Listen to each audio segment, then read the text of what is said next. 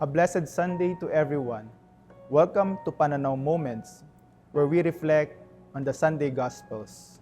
Bilang mga Dominiko, kami po ay nabibilang sa orden na itinatag ng aming amang si Santo Domingo de Guzman, tinatawag na Order of Preachers. Ito ay kinumpirma noong taong 1216 ni Pope Honorius III. Ang orden na ito ay samahan ng mga praile, may hangad na maipangaral ang mabuting balita ng Diyos. Sa pagdaan ng maraming taon, marami na rin sa mga katangi-tanging mga miyembro ang nagpakita ng kabanalan sa pamamagitan ng kanilang mga halimbawa. Meron sa kanila ang naging tagapangaral katulad ni Santo Tomas de Aquino at San Alberto Magno. Meron ding naging martir tulad ni San Lorenzo Ruiz at San Pedro Verona. At meron din namang namuhay ng payak katulad ni San Martin de Porres at Santa Margarita de Castelo. Sila ay napanatiling buhay ang salita ng Diyos sa pamamagitan ng pagsasabuhay na siyang tanglaw at halimbawa natin sa panahon ngayon. Ang kanilang buhay ay pwede rin nating maging modelo sa panahon natin ngayon, sapagkat ang kanilang misyon ay siya ring misyon natin sa pangkasalukuyan.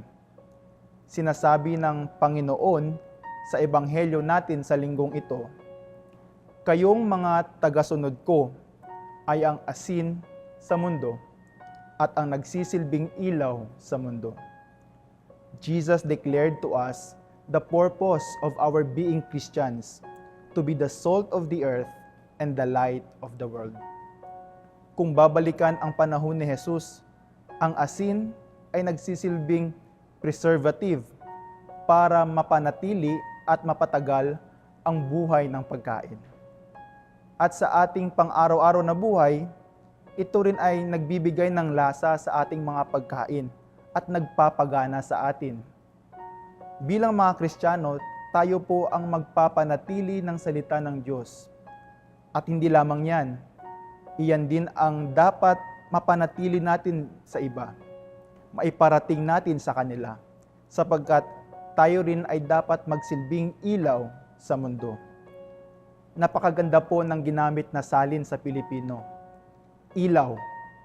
Ilaw ang ginamit na salita sa halip na liwanag, sapagkat si Jesus ang totoong liwanag na siyang tanglaw natin sa buhay at tayo ang magsisilbing ilaw upang maihatid ito sa iba.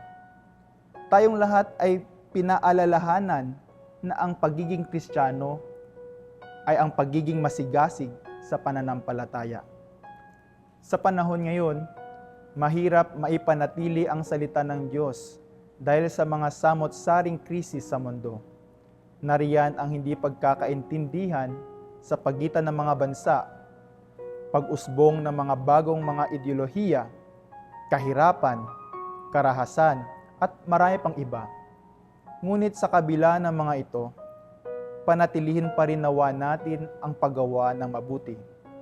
Ito pa rin ang utos na ibinigay sa atin ng Panginoon, sapagkat ito ay nakaugat sa pinakadakilang utos, pag-ibig.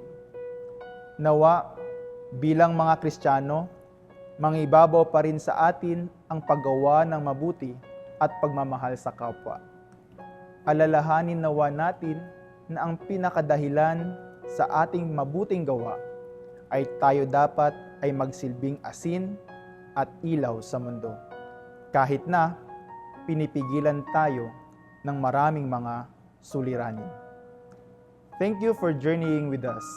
See you next Sunday for more Pananaw Moments.